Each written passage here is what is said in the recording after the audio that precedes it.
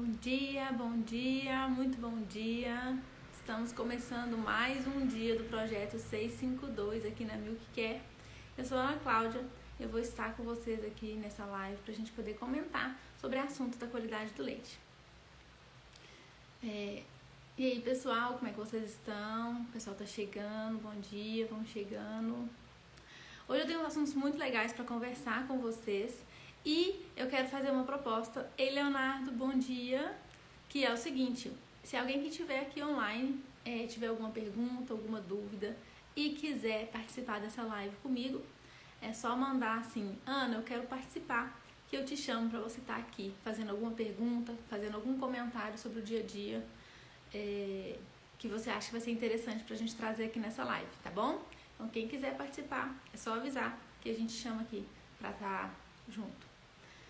Enquanto isso, a gente vai conversar sobre um assunto bem interessante, que inclusive foi um tema dos stories que eu coloquei ontem pra gente, que é a desinfecção de teteira, tá?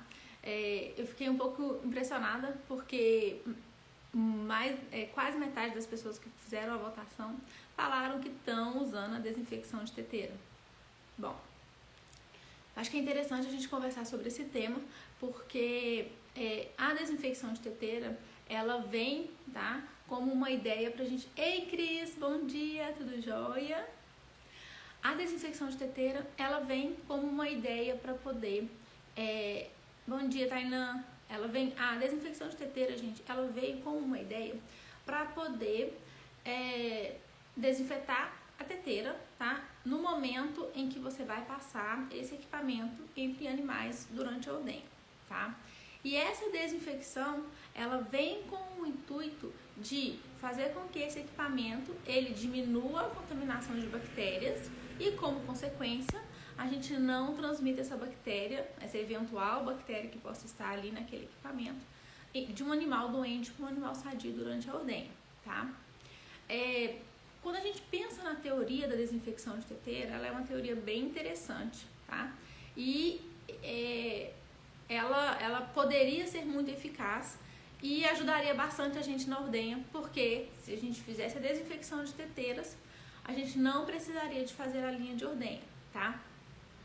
Só que, o que acontece com a desinfecção de teteiras entre animais hoje na realidade que a gente tem na propriedade rural?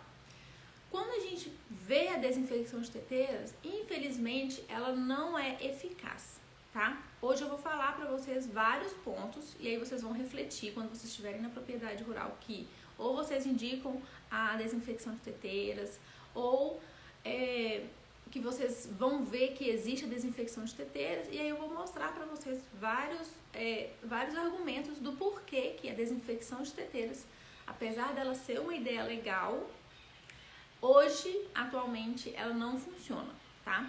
Bom, o primeiro ponto que eu quero deixar claro aqui pra vocês, que é o seguinte: quando a gente fala que o equipamento de ordenha ele tem o poder de transmitir bactérias entre animais, essa informação, ela diz respeito à seguinte situação: quando o animal ele tem uma bactéria, tá? Tem uma mastite clínica, né? Tá com uma mastite subclínica, tá com a presença de uma infecção na glândula mamária, e ele é ordenhado, esse leite que sai do animal, ele sai extremamente contaminado dessas bactérias que estão causando essa infecção, tá?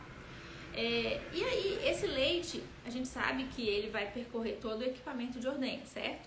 Então ele vai entrar em contato com a borracha da teteira, né? Com o copo coletor, com a mangueira do leite e na tubulação do leite e vai embora lá pro tanque. Então todas essas partes do equipamento de ordenha vão ter contato com o leite que está contaminado com a bactéria, tá?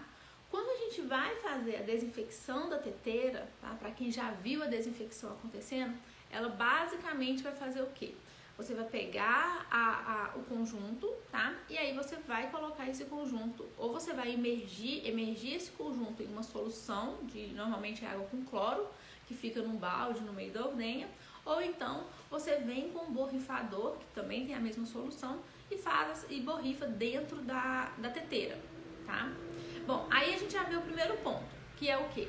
Essa solução de desinfecção, ela não percorre todos os locais do equipamento de ordenha em que esse leite com bactéria passou, tá? Aí vocês podem estar pensando, Ana, mas essa desinfecção de teteira, eu penso que ela seria adequada só para a teteira, que é a que tem contato com a pele do teto diretamente. Em partes, essa afirmação está correta, mas existe uma outra informação que a gente tem que levar em conta, que é a seguinte: toda vez que a gente tira e a gente coloca o conjunto, toda vez que a gente mexe no vácuo do equipamento de ordenha, tá? Ligando e desligando o vácuo, a gente mexe no fluxo de vácuo que a gente tem dentro do equipamento. Então, quando vocês estiverem na ordenha, vocês vão observar o relógio do vácuo, tá? E aí, toda vez que alguém ligar ou desligar o vácuo, vocês vão ver que aquele ponteiro, ele vai mexer um pouco, tá?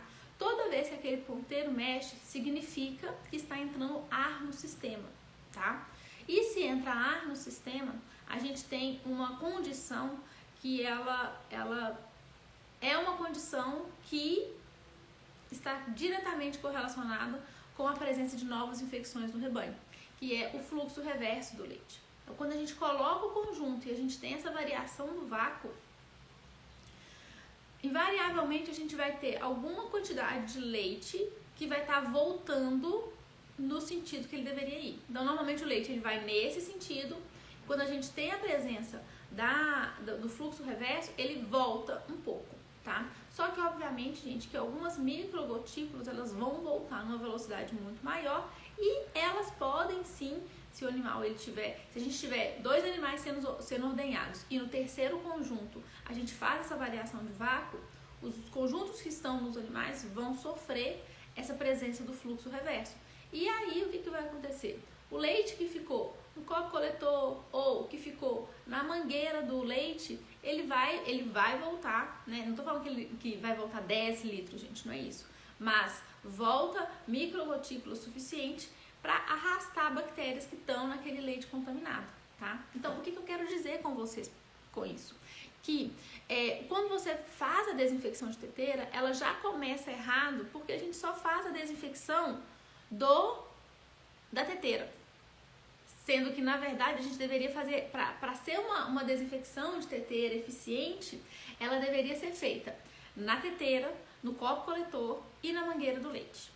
Essa seria a desinfecção de conjuntos entre animais mais eficiente quando a gente pensa em o que deve ser desinfetado para garantir que o meu próximo animal não se contamine com essa bactéria, tá? Então aí a gente já vê o primeiro ponto, que a desinfecção de teteira ela não funciona muito bem. Não sei se vocês aqui que estão na live fazem ou indicam a desinfecção de teteira, mas eu acho que vale a pena a gente já repensar sobre isso, tá?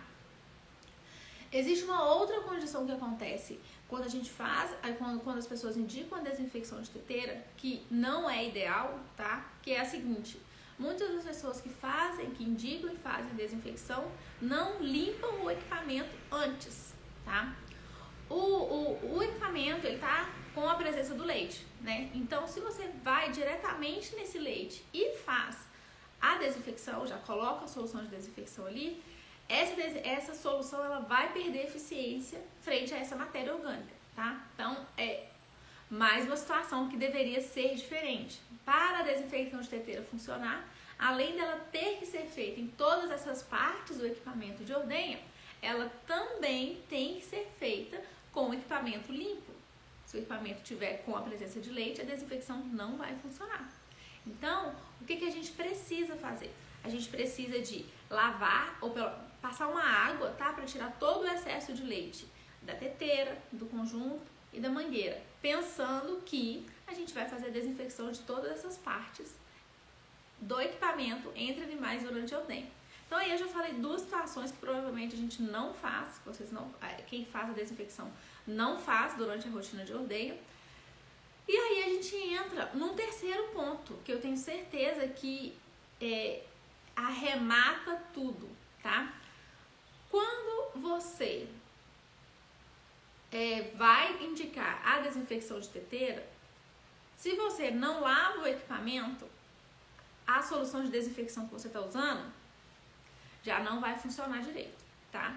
E se você faz essa desinfecção, fazendo a imersão desse conjunto no balde, sinto te dizer, mas na primeira imersão, provavelmente a água já vai ficar mais esbranquiçada, ou seja, o leite já tá ali e já inativou toda aquela solução. Agora, se você fala, não, Ana, mas eu tenho 2 baldes, eu tenho 3 baldes, então eu passo o conjunto em um balde, depois eu passo em outro, só no terceiro balde que vai ter a minha solução de desinfecção. Menos mal, porque pelo menos no terceiro balde, que é onde tem a solução, você vai estar com a solução íntegra. E a borracha da teteira, ela vai estar limpa. Mas você não consegue limpar o copo coletor e você não limpa a mangueira, tá? Outro ponto extremamente importante. Normalmente as soluções de desinfecção, elas precisam de tempo de contato. Você deixa você fazer essa situação em que você coloca 2, 3 baldes antes de imergir no balde que tem a solução. Você deixa a teteira imergida lá em contato com a solução por 30 segundos, 1 minuto, 2 minutos, 5 minutos que seja. Se a gente pensar na desinfecção do equipamento de ordenha, que tem que ser feita antes da ordenha começar, aquela solução fica batendo no equipamento de 5 a 10 minutos. Você deixa a teteira imergida de 5 a 10 minutos? Provavelmente não. Por quê? Porque tudo isso que a gente está conversando aqui, ela vai interferir no tempo de ordenha. Peraí, gente. Ela vai interferir no tempo de ordenha. Então, mais uma vez, tudo que a gente faz dentro da rotina de ordenha, além de teste de caneca, pré-dip, pós-dip, secagem, coloca e tira conjunto, tudo que você vai acrescentar na rotina de ordenha tem que valer a pena para poder justificar você estar aumentando o seu tempo de ordenha. E quando você pega o conjunto, a desinfecção de conjunto, além dela aumentar o seu tempo de ordenha, a gente não faz, as pessoas que fazem desinfecção de ordenha não fazem a indicação mais correta, tá? Aí você pode falar assim, mas eu vou continuar fazendo isso. Tudo bem, você é livre para continuar fazendo isso, mas eu estou aqui no nosso terceiro dia de live falando para você uma informação que depois que você souber dela, você não pode não saber mais. Você pode continuar fazendo errado, mas você não pode falar que não sabia, que não estava sendo eficiente, tá? Mas e se eu não fiz? Então vocês podem estar se perguntando assim, mas se eu não fizer isso, Ana, o que eu vou fazer então? Linha de ordenha. A linha de ordenha, a segregação dos animais sadios e doentes, é a forma mais eficiente para você garantir que vai reduzir ao máximo a taxa de transmissão das bactérias entre os animais durante a rotina de ordenha, tá? Gente, o que eu falei na primeira live, trabalhar com vaca não é fácil. A gente está aqui trabalhando, conversando sobre qualidade do leite, que é mais uma área que mexe com vaca e que também não é fácil. Não existe fórmula mágica, não existe caminho mais curto para conseguir a qualidade do leite, tá? Então, infelizmente, dá trabalho ter qualidade do leite. Não tem como eu chegar para você e falar assim, não é fácil, você vai conseguir. Não, é difícil, dá trabalho. E só quem realmente quer, que entende e sabe que o caminho que tem para seguir, realmente ele vai dar trabalho. Mas dá para fazer, tá? A gente tem várias fazendas que correm atrás, os técnicos que vão aprimorar o seu conhecimento, vão aprender mais, e aí chega um momento em que ele consegue sim levar a informação e transformar as propriedades rurais para ter a qualidade do leite, tá? Então, sobre desinfecção de teteira, que era o que eu queria conversar com vocês nessa primeira parte, é isso aí que a gente conversou até agora, tá? Então, se você tá chegando aqui agora, não se preocupe, essa live ela tá gravada, ela está sendo gravada, né? E vai ficar disponível para vocês daqui a pouco aqui no perfil da Milk Care para você rever as informações sobre desinfecção de teteira, tá?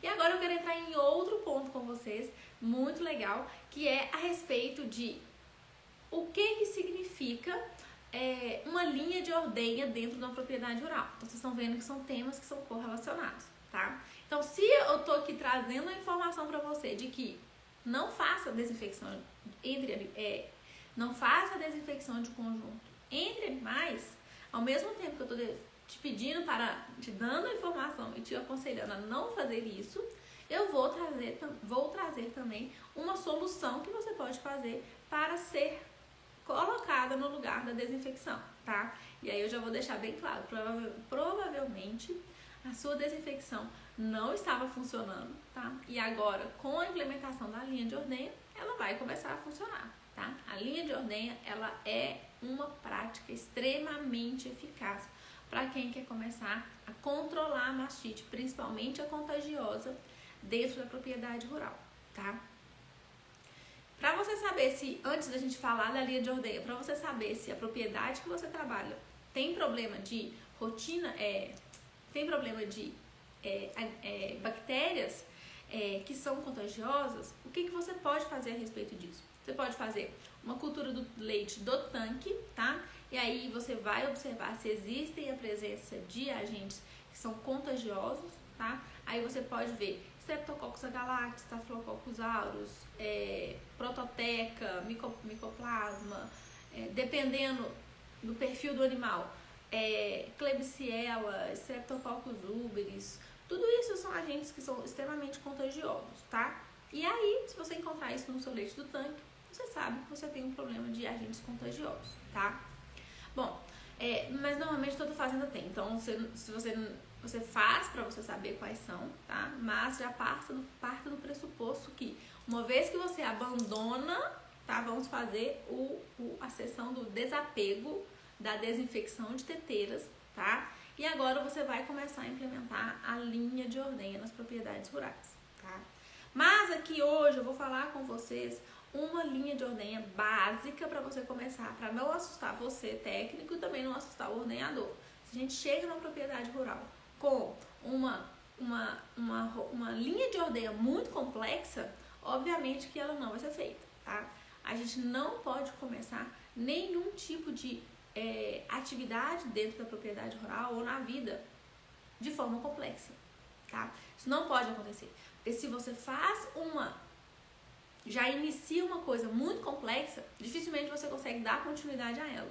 Então, o ideal é sempre você começar de forma simples, pequena, e aí você vai escalando até essa atividade ela se tornar um grau mais complexo e o que é necessário para a propriedade rural, tá?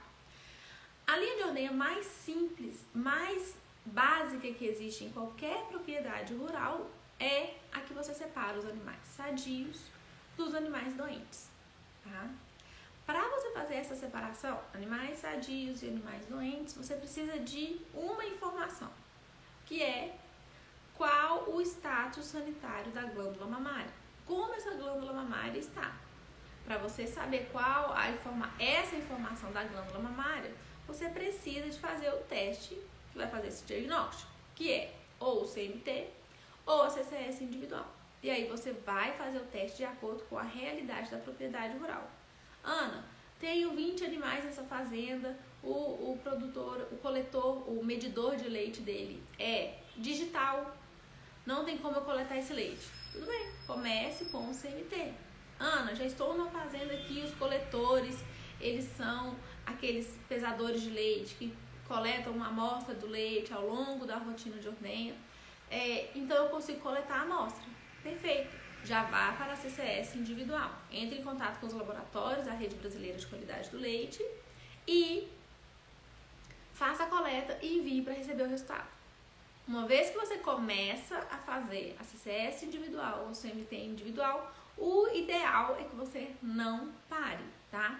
Você precisa ter resultados consistentes, você precisa ter recorrência de resultado. Isso significa o quê? Você vai ter resultado a cada 60 dias? Faz um mês, pula um mês, faz um mês, dá 2 meses, faz de novo? Não. Esse tipo de frequência, ele não é adequado e não tem como a gente comparar resultados, tá? Para você começar a comparar resultados de CCS, de CMT, você precisa que esses resultados eles sejam mensais, tá? Pelo menos mensais, no máximo um intervalo de 30 dias. Ah, Ana, eu faço CMT e eu quero fazer toda semana. Perfeito, pode fazer toda semana. Eu quero fazer de 15 em 15 dias. Pode fazer de 15 em 15 dias. Eu quero fazer uma vez no mês. Beleza. Esse é o intervalo máximo, tanto para o CMT, tá?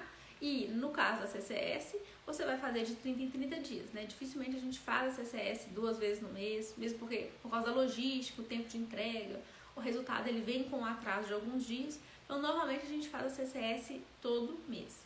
O CMT, como ele é um teste que você vê o resultado na hora, você tem a flexibilidade de fazer ele uma vez por semana, 2 vezes, uma vez a cada 15 dias.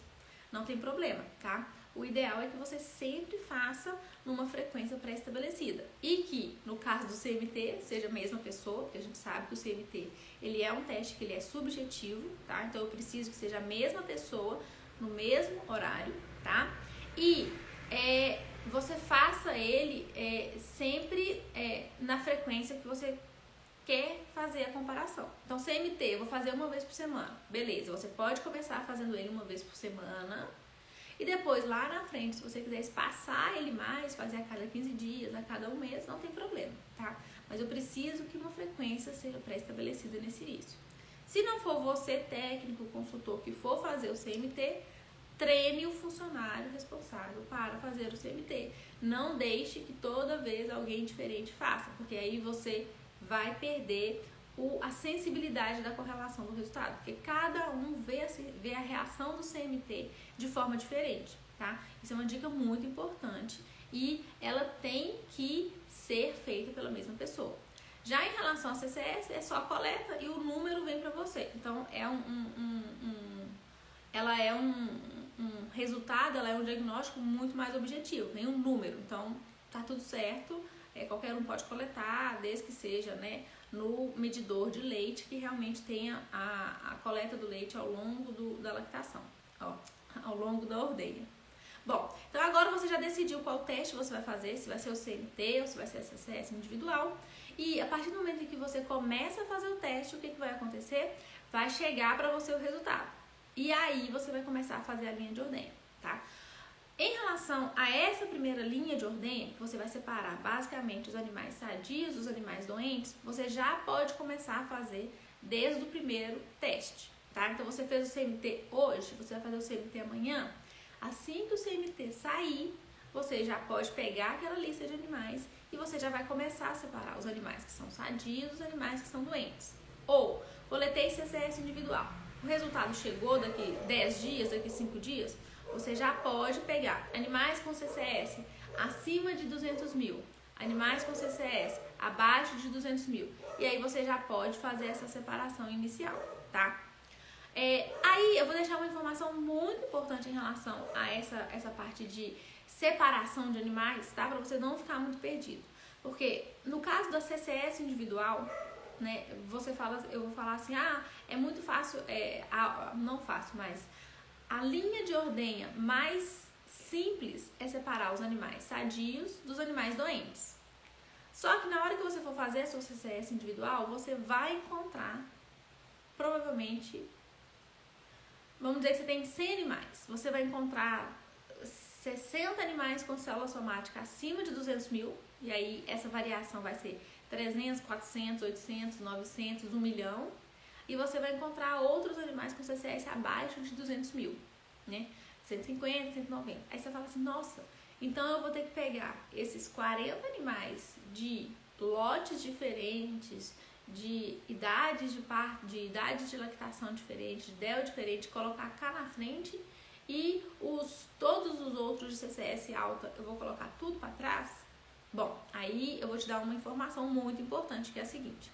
Quando a gente trabalha a CCS individual e você está iniciando o trabalho de linha de ordenha, basicamente o que a gente precisa é separar os animais muito doentes, então aqueles que têm CCS exagerada, comparada com a média do rebanho, e a gente precisa que os animais que são sadios se mantenham sadios. A única forma dos animais sadios se manterem sadios é separando esses animais no início da linha de ordenha. Não tem outra forma. Se você não fizer a separação, não retirar os animais sadios de dentro do grupo dos animais doentes, você não vai conseguir ter sucesso para reduzir a sua célula somática, tá? Não tem outra forma. Então, sim, você precisa de pegar os animais que são sadios, colocar no início da ordenha E aí, dentro desses animais sadios, para agora, você não precisa se preocupar em idade de lactação, tempo de lactação, número de partos. Se você quiser colocar os animais que são novilhas e início de lactação primeiro, beleza, você pode colocar, não tem problema. Mas para esse primeiro momento, o que eu preciso é que os animais que são sadios, eles fiquem no início e eles se mantenham no início da ordenha, tá? Porque se a CCS ela tá baixa, significa que esse animal provavelmente não tem infecção ali, tá? Então, é um animal que está sadio, não vai contaminar o nosso equipamento de ordenha e pode ficar no início da ordenha, não tem problema, tá? Já os animais que são doentes, tá? O que você pode fazer nesse primeiro momento? Você não precisa de preocupar com todos os animais que têm célula somática elevada. O que eu aconselho a fazer no primeiro momento, nesse primeiro contato que você está tendo com a linha de ordenha é pegue os animais que têm a célula somática muito elevada, muito acima da média, tá? Então, se os seus animais, você vai pegar o valor de CCS individual, tá? Então, você foi lá, você é técnico, você foi lá, fez a coleta, chegou o resultado para você. Aí você pegou os animais de CCS baixo, então colocou lá na frente. E dentro dos animais que têm célula somática acima de 200 mil, você vai olhar e vai fazer a média. Qual que é a média que está acontecendo ali? Você vai ver que tem muitos animais com célula somática de 300, 400, 500. E você tem alguns animais que têm célula somática de 900, 1 milhão, 700.